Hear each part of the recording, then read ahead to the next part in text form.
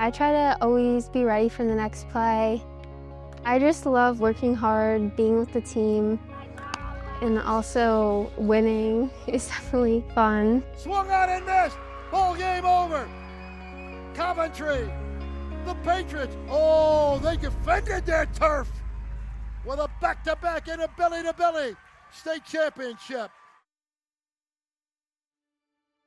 We were told she wouldn't be able to, do any sports and that she would have a lot of disability with this.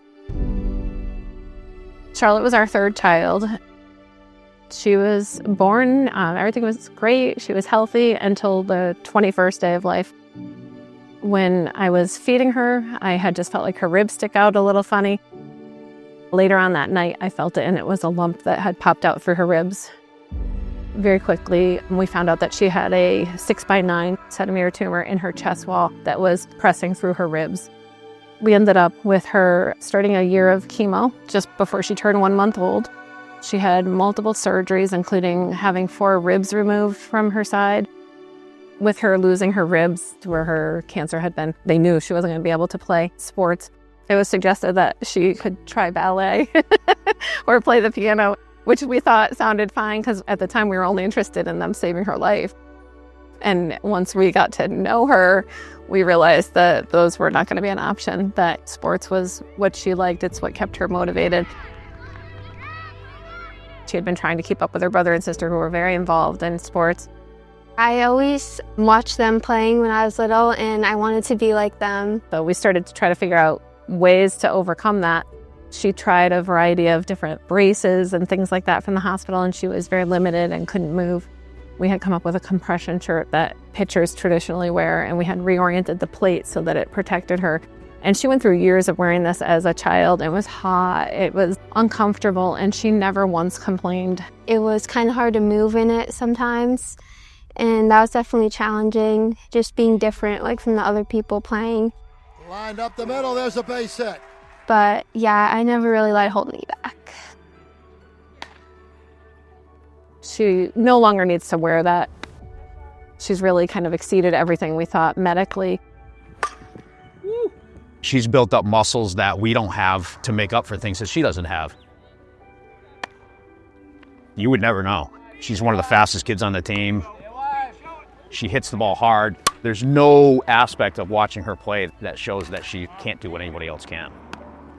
I never really thought that this was something that was going to stop me or hold me back or any way. I really didn't see it as like an obstacle. Grounded that down the third baseline by DeBona. And it gets by the left fielder, goes all the way to the fence. On her way to third base, here comes the throw, and she's in with a triple.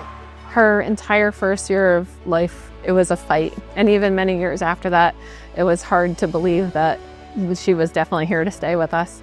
When my son was in the 2nd grade, he had decided he wanted to do something after watching Charlotte go through having cancer to help other kids who were still fighting, even though Charlotte was healthy and cancer-free. And he wanted his classmates to wear their pajamas and bring $1 to school and bring it to Charlotte's oncologist.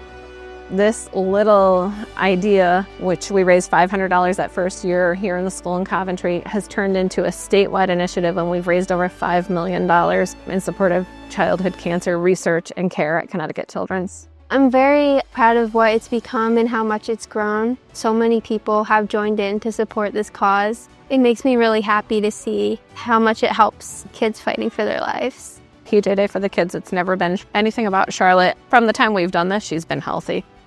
It's really been about how can we help other kids have an outcome like her. And for her, that's been a big focus. Is she's always been about helping other kids, and now she's kind of turning that into wanting to have a career in healthcare. Next year, I plan on going to Quinnipiac University. I'm going to study health sciences. I hope to work in an oncology department when I'm out there. It took a long time to really believe that she was going to kind of make it through this, and to see her not only make it through this, but to so far exceed everything that everyone had thought, and to be so successful, with her academics and her athletics, and to really be an inspiration to other people. I want to see some other kids that are going through what she went through, to see what she's become. You know what I mean? To know that they're not there by themselves. Everything she's gone through, there's kids everywhere that are going through this stuff. She's a great story to have out there for hope for these kids. I think it's just very full circle, and we're just really lucky. I like to never really think of it as a big challenge for me. I've always just liked playing the sport, and that's really what I focused on. I never really let it hold me back in any way.